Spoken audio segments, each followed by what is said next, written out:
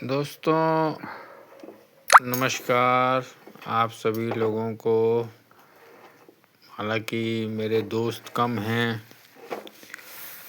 दोस्तों, जो लोग जीवन में थोड़ा गरीब घर में जिनका जन्म होता है और जिनके माँ बाप, माताजी, पिताजी बहुत ही सज्जन होते हैं और क्योंकि महिलाओं की तो शादी लोग कर देते हैं और उनको दूसरों के घर में भेज देते हैं और वो महिलाएं दूसरों के घर में जाती हैं, एक घर बसाती हैं, लेकिन महिलाओं के हाथ में कुछ होता नहीं है। वे काफ़ी मजबूर होती हैं। मैं दरअसल बात करना चाहता हूँ अपनी माँ की। मेरी माँ बहुत ही सीधी महिला है। मुझे ऐसा लगता है वे और उतने ही सीधे मेरे पिताजी भी थे। तो जहाँ पर पति पत्नी दोनों सीधे होंगे, मुझे ऐसा लगता है वो घर बर्बाद ही होगा और उनके बच्चों का भविष्य अंधकारमय होगा। ये मेरा अपना निजी अनुभव है। मैं दूसरों की बात नहीं कर रहा हूँ। अभी गोल तो मेरे हो गई पिताजी है, भी बहुत कितनी देर सीधे तक करोगे? थे, मेरी माँ भी बहुत सीधी है। इनको, मेरे पिताजी को उनके भाई बहनों ने बहुत मूर्ख बनाया, बहुत बेवकूफ़ बनाया और अपने फ़ायदे के लिए उनका इस्तेमाल किया।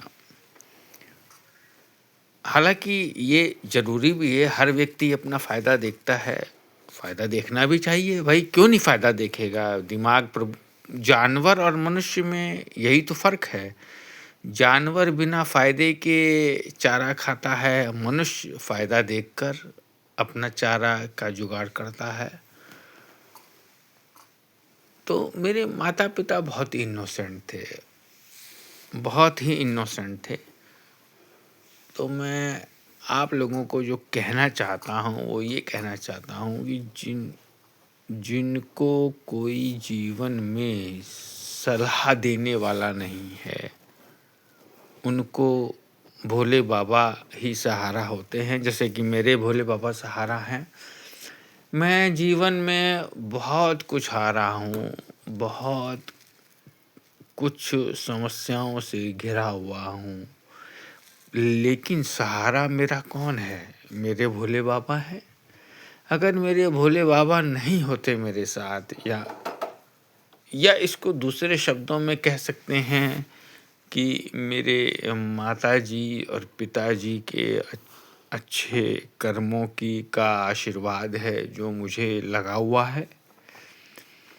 मेरे माता ने सांपों को दूध पिलाया, मेरे पिताजी ने सांपों को दूध पिलाया, उन सांप लोगों ने उन लोगों को डसा।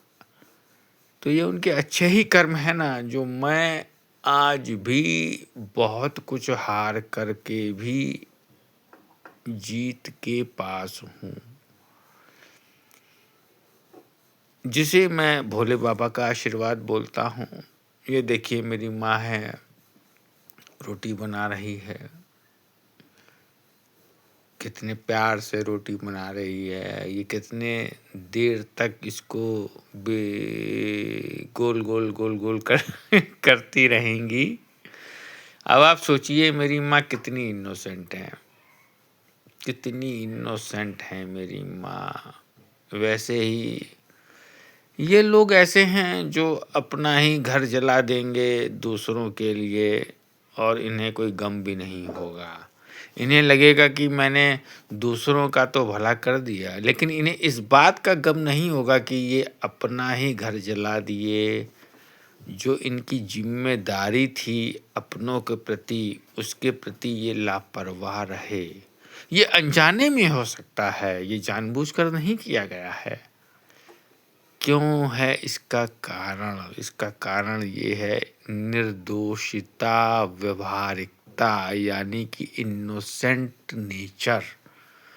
जो व्यक्ति इनोसेंट है, जो व्यक्ति सकारात्मक सोच रखता है, उसका बर्बाद होना तय है इस जीवन में, निश्चित रूप से। तो दोस्तों देखिए, मेरी माँ कितने प्यार से रोटी बना रही है। कभी मैं जब स्कूल कॉलेज में पढ़ा करता था, तो मैं अपनी माँ की सबसे आखिरी संतान हूँ। मेरी माँ ने 6 बच्चों को जन्म दिया, जिसमें से 6वीं मैं हूँ, बाकी 5 हैं, जिसमें से मेरी 2 बड़ी बहन एक्सपायर हो गई।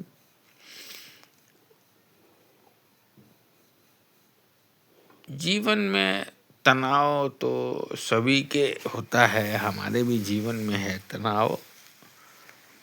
अब दोस्तों, मुझे सिर्फ एक बात का गम है। एक्चुअली में देखिए, जीवन में जो तजुर्बा आता है, वो तजुर्बा आता है एक रास्ते पर चलने के बाद। और मुझे तो जितने भी लोग मिले, सब